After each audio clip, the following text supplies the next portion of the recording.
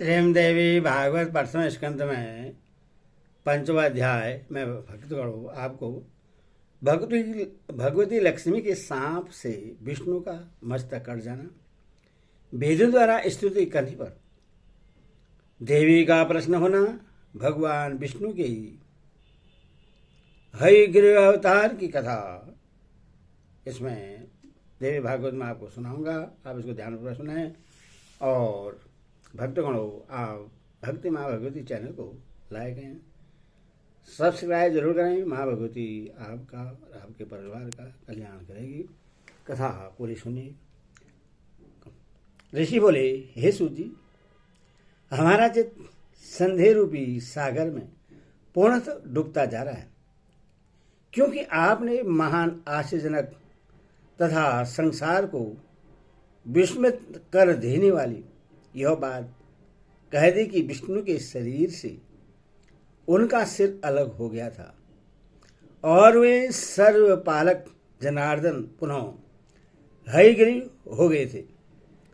वेद vision भगवान विष्णु का स्तवन करते हैं, समस्त देवता जिनका आश्रय ग्रहण करते हैं, जो आदिदेव हैं, जगत के स्वामी हैं और सभी कारणों के भी कारण हैं। देव योग से उनका भी मस्तक कैसे कट गया? हे महामते, यह सब आप हमसे विस्तार पूर्वक शीघ्र कहिए। सूत जी बोले, हे मुनियों, आप सभी लोग एकाग्रचित होकर परम तेजस्वी देवादिदेव भगवान विष्णु का चरित्र सुनिए। किसी समय वे सनातन देव विष्णु 10,000 वर्ष तक भीषण युद्ध करके अत्यंत थक गए थे। तदनंतर एक समतल तथा शुभ स्थान पर पदासन लगाकर पृथ्वी पर स्थित पर्चिया चढ़े हुए धनुष पर कंठ प्रदेश गर्दन टिकाए हुए उस धनुष की नोक पर भार देकर लक्ष्मीपति भगवान विष्णु सो गए और थकावट के कारण देव योग से उन्हें गहरी नींद आ गई। कुछ समय बीतने के बाद ब्रह्मा, शिव तथा इंद्र से सभी देवता यज्ञ करने को उद्यत हुए। वे सब देव कार्य की सिद्ध हेतु यज्ञों के अधिपति जनार्दन भगवान विष्णु के दर्शनार्थ वैकुंठ लोक गए। उस समय उन्हें वहां न देखकर वे देवतागण ज्ञान दृष्टि से देख करके वहां पहुंचे जहां भगवान विष्णु विराजमान थे। वहां उन्होंने सर्वव्यापी भगवान विष्णु को योग निद्रा के वशीभूत होकर अचेत पड़ा हुआ देखा। तब वे देवगण वहीं रुक गए। सभी देवताओं के वहां रुक जाने के बाद जगतपति विष्णु को निद्रामग्न देकर ब्रह्मा, रुद्र आदि प्रमुख देवता अत्यंत चिंतित हुए। तदनंतर इंद्र ने देवताओं से कहा, हे श्रेष्ठ देवगण, अब क्या किया जाए? हे श्रेष्ठ देवताओं, अब आप सभी यह विचार करें कि इनकी निद्रा किस प्रकार भंग की जाए। तब शिवजी ने इंद्र से कहा कि इनकी निद्रा का भंग करने से महान दोष लगेगा, किंतु हे श्रेष्ठ देवगण, यज्ञ कार्य भी अवश्य करनी है। इसके बाद परमेष्टि ब्रह्मा जी ने पृथ्वी पर स्थित धनुष के अग्रभाग को खा जाने के लिए दीमक का सर्जन किया। उन्होंने सोचा कि दीमक के द्वारा धनुष का अग्रभाग खा लिए जाने पर धनुष नीचा हो जाएगा, तब वे देवादिदेव विष्णु निद्रा मुक्त हो जाएंगे। ऐसा होने पर निस्संदेह देवताओं का संपूर्ण कार्य सिद्ध हो जाएगा। अथवा सनातन ब्रह्मा जी ने दीमक को इस कार्य के लिए आदेश दिया। तब दीमक ने ब्रह्मा जी से कहा कि देवादिदेव जगत गुरु लक्ष्मीपति भगवान विष्णु का निद्रा भंग में कैसे करूं? क्योंकि नींद में बाधा डालना, कथा में विघ्न पैदा करना पति पत्नी के बीच भेद उत्पन्न करना एवं माँ पुत्र के बीच बैर भाव पैदा करने के लिए षड्यंत्र करना ब्रह्म हत्या के समान कहा गया है। अतः मैं देवाधिदेव भगवान विष्णु का शोक क्यों नष्ट करूं? हे देव, उस धनुष का अग्रभाग खाने से मेरा क्या लाभ है, जिसके लिए मैं ऐसा पाप करूं? स्वार्थ के वशीभूत होकर ही समस्त लोग पाप कार्य में प्रवृत्त होता है, इसीलिए मैं भी इसमें कोई स्वार्थ सिद्धि होने पर ही इसका भक्षण करूंगा। ब्रह्मा जी ने कहा, सुनो, हम लोग यज्ञ में तुम्हारे भाग की व्यवस्था कर देंगे, इसलिए तुम अविलंब भगवान विष्णु को जगाकर हम लोगों का कार्य संपन्न कर दो। होम कार्य में आहुति प्रदान करते समय जो हव्य आसपास गिरेगा उसी को अपना भाग समझना, और अब तुम शीघ्रता पूर्वक हमारा कार्य करो। सूजी बोले, हे ऋषियों, ब्रह्मा जी के इस प्रकार कहने के अनंतर दीमक ने धरातल पर स्थित धनुषाग्र को शीघ्र ही खा लिया, जिससे धनुष की डोरी मुक्त हो गई। परिचया के खुले जाने पर धनुष का वह ऊपरी कोना मुक्त हो गया। इस प्रकार एक भीषण ध्वनि पैदा हुई, जिससे वहां सभी देवगण भयभीत हो गए। ब्रह्मांड शुद्ध हो उठा, पृथ्वी में कंपन होने लगा, सभी समुद्र उद्गिन्न हो गए, जलचर जंतु व्याकुल हो उठे, प्रचंड हवाएं प्रवाहित होने लगी, पर्वत पर कंपित हो उठे, किसी दारुण आपदा के सूचक उल्कापात आदि महान उपद्रव होने लगे, सूर्य तिरोहित हो गए तथा सभी दिशाएं अत्यंत भयावह हो गई। यह सब देखकर देवता लोग चिंतित होकर सोचने लगे कि इस दुर्दिन में अब क्या होगा। हे तपस्वियों, वे देवतागण ऐसा सोच ही रहे थे कि किरीट कुंडल सहित देवाधिदेव भगवान विष्णु का सिर कटकर कहीं चला गया।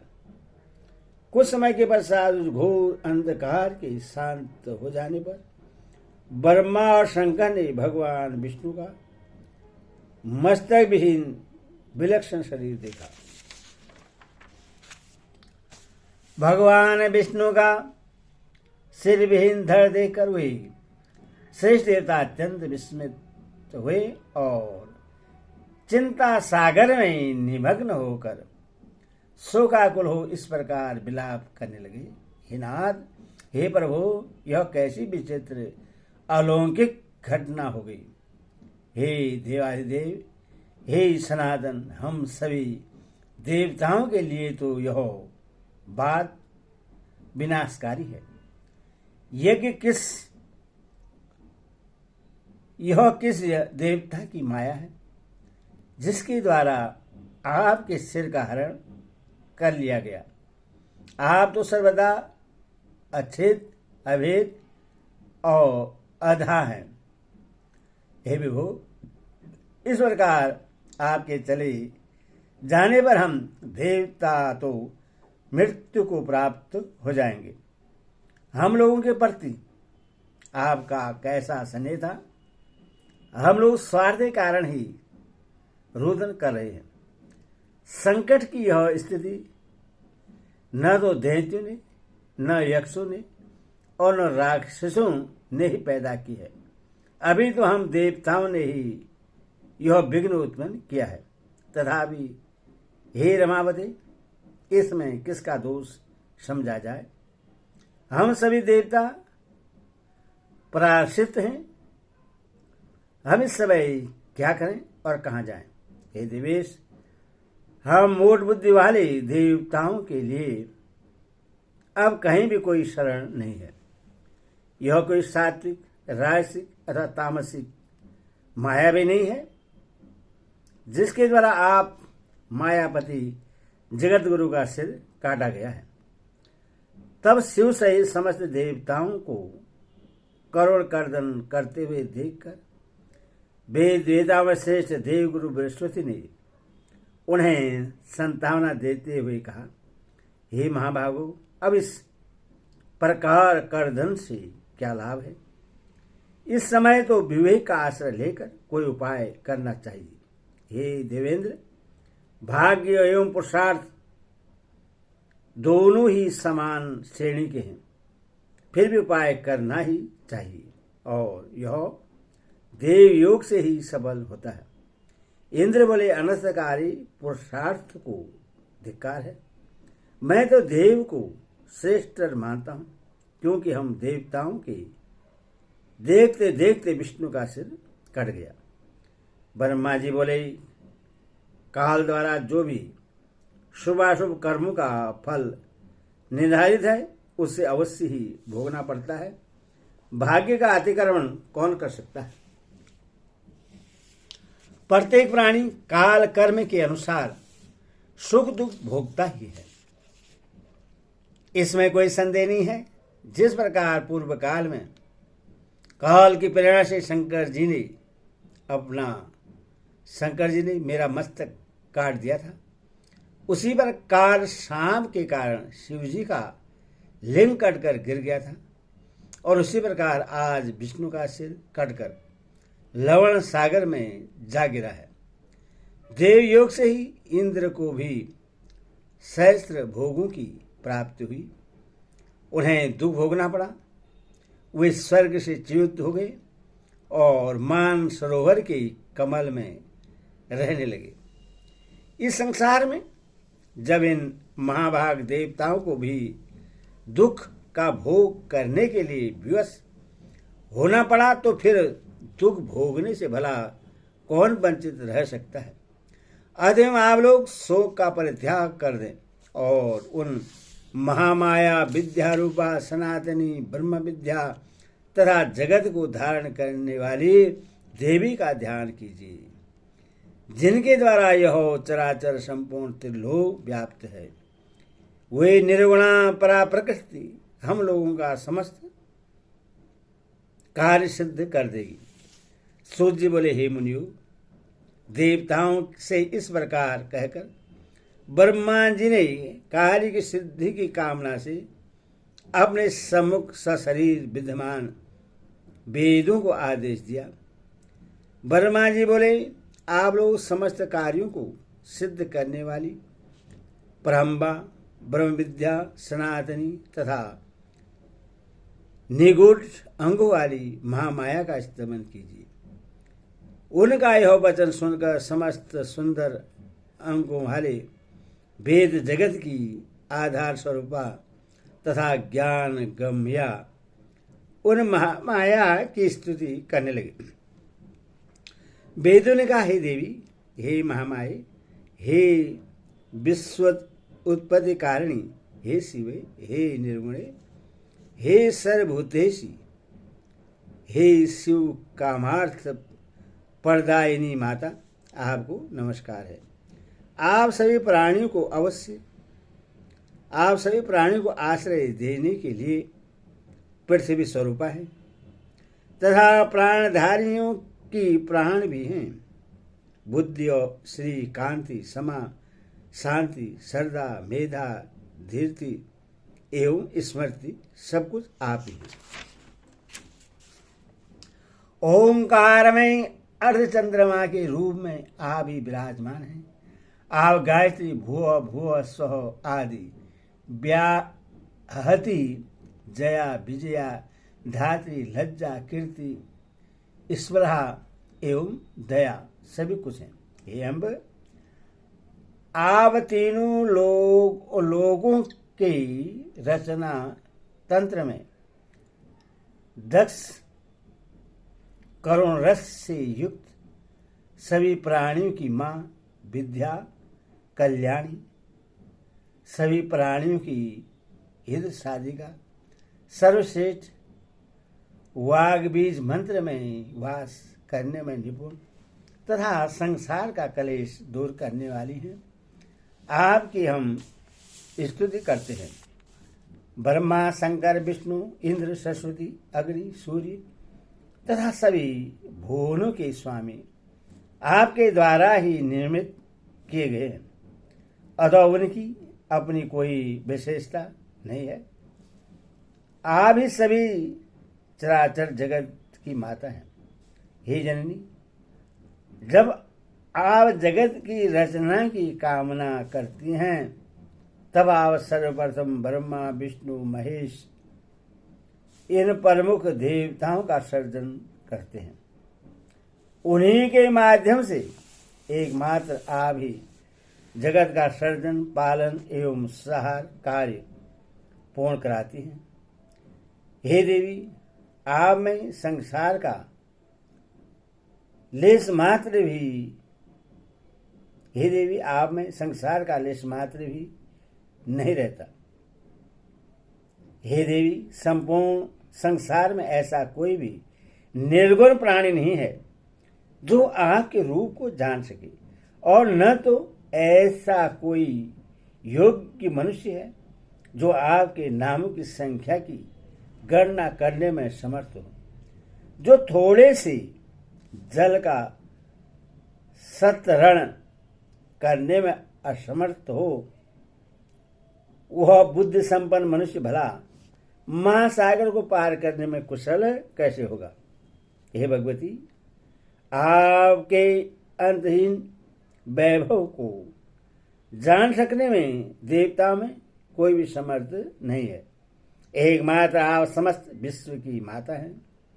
आप अकेले ही इस संपूर्ण मिथ्या जगत की रचना कैसे करती हैं। हे देवी, एकमात्र वेद वाक्य ही आपके इस सृष्टि कार्य की प्रमाणिकता सिद्ध करते हैं। हे भगवती, समग्र जगत की परम कारण स्वरूपा होती हुई भी आप इच्छा रहित हैं।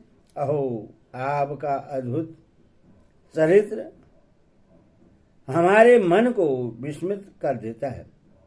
समस्त वेदों में भी अज्ञेय आपके गुण एवं प्रभाव का वर्णन हम लोग भला किस प्रकार कर सकते हैं, क्योंकि स्वयं आप भी अपने परम तत्व को नहीं जानती। हे जननी, क्या आप भगवान विष्णु के शिरोच्छेदन की घटना नहीं जानती हैं? हे शिवे, अथवा क्या यह जानकर भी आप मधुजित विष्णु की शक्ति की परीक्षा करना चाहती है? हे माता, अथवा क्या यह विष्णु की महान पाप समूह का फल है? किंतु आपके चरण कमलों का भजन करने में निपुण प्राणी से तो पाप हो ही नहीं सकता। हे माता, आप इस देव समूह की भारी उपेक्षा क्यों कर रही हैं? भगवान विष्णु के मस्तक कटने की घटना हमारे लिए अत्यंत आश्चर्यजनक तथा महान कष्टदायक बात है। हे माता, आप जनन रूपी दुख का नाश करने में कुशल हैं। अब हम यह नहीं जान पा रहे हैं कि विष्णु के सिर सृजने में विलंब क्यों हो रहा है। हे देवी, सभी देवताओं के देव तत्वाभिमान रूपी दोष को अपने मन में समझकर आपने ही ऐसा किया है, अथवा देवजन्य दुष्कृत्य को विष्णु में स्थापित किया है, अथवा विष्णु को संग्राम विजयी करने का अहंकार हो गया था, जिससे अतिशीघ्र दूर करने के लिए आपने यह लीला रची है। हे माता, हम आपके मनोभावों को समझने में पूर्णतः असमर्थ हैं। हे भगवती, अथवा युद्ध में पराभूत किए गए दैत्यों ने किसी मनोहर तीर्थ में घोर तपस्या करके आपसे वरदान प्राप्त कर लिया है, जो विष्णु के सिर कटने का कारण बना। हे भवानी, अथवा विष्णु को सिरविहीन रूप में देखने के लिए आप इस समय को ही विनोद कर रही हैं। ये आगे आप सिंधु सुता लक्ष्मी पर किसी कारण से आक्रोशित तो नहीं है। आप उन्हें स्वामी विहीन किस लिए देखना चाह रही है? आप अपने ही अंश से पार्वभूत लक्ष्मी का अपराध क्षमा करें और भगवान विष्णु को जीवन दान देकर रमा को प्रसन्न कर दें। जगत के समस्त कार्यों को संपादित करने में प्रमुख भूमिका वाले अतिशय प्रभावशाली ये देवता आपको निरंतर नमस्कार करते हैं। हे देवी, सर्वलोकाधिपति विष्णु को जीवित करके आप देवताओं को शोक सागर से पार कीजिए।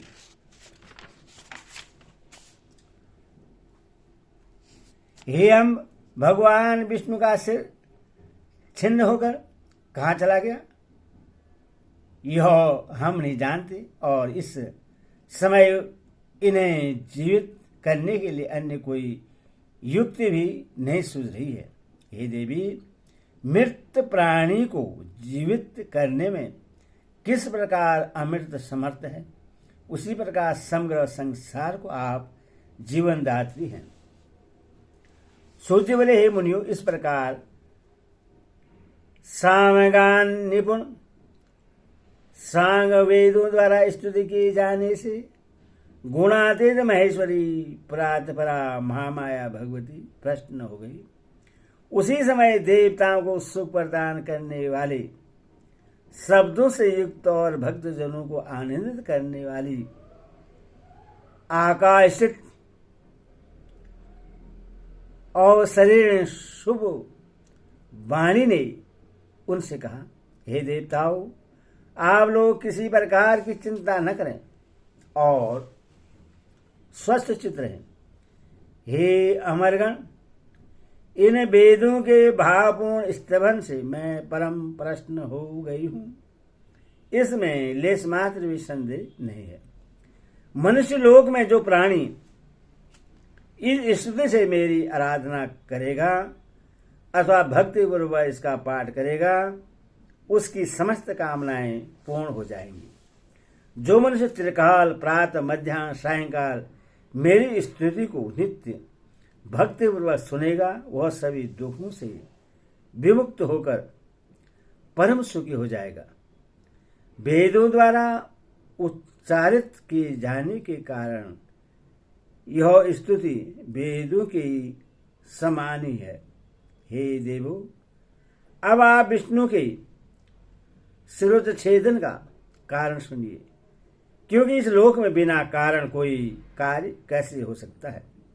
एक बार अपने सभी बैठी हुई अपनी प्रियतमा सागर पुत्री लक्ष्मी का चिंता क्षण मुख देखकर भगवान विष्णु हंस पड़े। उन्होंने सोचा कि भगवान विष्णु मुझे देखकर क्यों हंस पड़े। मेरे मुख में विष्णु जी द्वारा दोष देखे जाने का आखिर क्या कारण हो सकता है, और फिर बिना किसी कारण के उनका हंसना संभव नहीं हो सकता। मुझे तो ऐसा प्रतीत होता है कि इन्होंने किसी अन्य सुंदर स्त्री को मेरी सौत बना लिया है। इसी विचार मंथन के परिणाम स्वरूप लक्ष्मी जी कोपाविष्ट हो गई और तब उनके शरीर में तव गुण संपन्न तामसी शक्ति व्याप्त हो गई। तदनंतर किसी देवयोग के प्रभाव से देवताओं के कार्य साधन के उद्देश्य से ही उनके शरीर में अत्यंत उग्र तामसी शक्ति प्रविष्ट हुई। तब लक्ष्मी जी के शरीर में तामसी शक्ति का समावेश हो जाने के कारण वह अत्यंत क्रोधित हो उठी और उन्होंने मंद स्वर में यह कहा, तुम्हारा यह सिर कटकर गिर जाए। स्त्री स्वभाव के कारण भावीवश तथा संयोग से बिना सोचे समझे ही लक्ष्मी जी ने अपने ही सुख को भी नष्ट करने वाला सांप दे दिया। सौद के व्यवहार आदि से उत्पन्न होने वाला दुख वैध वैद्य से भी बढ़कर होता है। मन में ऐसा सोचकर तथा शरीर पर तामसी शक्ति का प्रभाव रहने के कारण उन्होंने ऐसा कह दिया था। मिथ्याचरण, साहस, माया, मूर्खता, अधिलोभ, अपवित्रता और दयाहीनता ये स्त्रियों के स्वाभाविक दोष हैं। अब मैं उन वासुदेव को पूर्व की भांति सिरयुक्त कर देती हूँ। इनका सिर पूर्व सांप के कारण लवण सागर में डूब गया है। हे श्रेष्ठ देवताओं, इस घटना के होने में एक अन्य भी कारण है। आप लोगों का महान कार्य अवश्य सिद्ध होगा, इसमें कोई संदेह नहीं है। प्राचीन काल में महाबाहु एवं अति प्रसिद्ध हयग्रीव नाम वाला एक दानव था, जो सरस्वती नदी के तट पर बहुत कठोर तपस्या करने लगा। वह दैत्य आहार का लगातार समस्त इंद्रियों को बस में करके तथा सभी प्रकार के भोगेश्वरिक से दूर रहते हुए मेरे माया बीजात्मक एकाक्षर मंत्र ही का जप करता रहे। इस प्रकार समस्त आभूषणों से विभूषित मेरी तामसिक शक्ति का सतत ध्यान करता हुआ वह 1000 वर्ष तक कठोर तप करता रहा। उस समय उस दैत्य ने जिस रूप में मेरा ध्यान किया था, उसी तामस रूप में उससे दर्शन देने हेतु उसके समक्ष में प्रकट हुई। उस समय सिंह पर आरूढ़ हुई। मैंने दयापूर्वक उससे कहा, हे महाभाग, तुम वरदान मांगो। हे सुव्रत, मैं तुम्हें यथेच्छ वरदान दूंगी। वह मानव देवी का यह वचन सुनकर प्रेम विहल हो उठा और उसने तत्काल प्रणाम और प्रदक्षिणा की। मेरा रूप देखते ही प्रेम भाव के कारण पल्लवित नेत्रों वाला तथा हर्षातिरेक के कारण अशोपुरित नयनों वाला वह दानव मेरी स्तुति करने लगा। हयग्रीव बोला, हे महामाई, हे जगत का सर्जन पालन सहार करने वाली, हे भक्तों पर कृपा करने में निपुण, हे सकल कामना प्रदायिनी, हे मोक्षदायिनी, हे शिवे, आप देवी को नमस्कार है। पृथ्वी, जल, तेज, वायु एवं आकाश, इन 5 महाभूतों का कारण आप ही हैं तथा गंध, रस, रूप, स्पर्श एवं शब्द, इन तत्वों का कारण भी आप ही हैं। हे महेश्वरी, नासिका, छिद्र, नेत्र, त्वचा, कान ये ज्ञानेन्द्रियां तथा हाथ, पैर, वाग, लिंग, गुदा ये कर्मेंद्रिय आप से ही उत्पन्न है। देवी बोली, तुम्हारा क्या अभिष्ट है? जो कुछ भी तुम्हारा अभिलक्षित वर है हो मांग लो, मैं उसे अवश्य पूर्ण करूंगी, क्योंकि मैं तुम्हारी अन्य भक्ति तथा अद्भुत तपस्या से अतिशय प्रश्न हूं।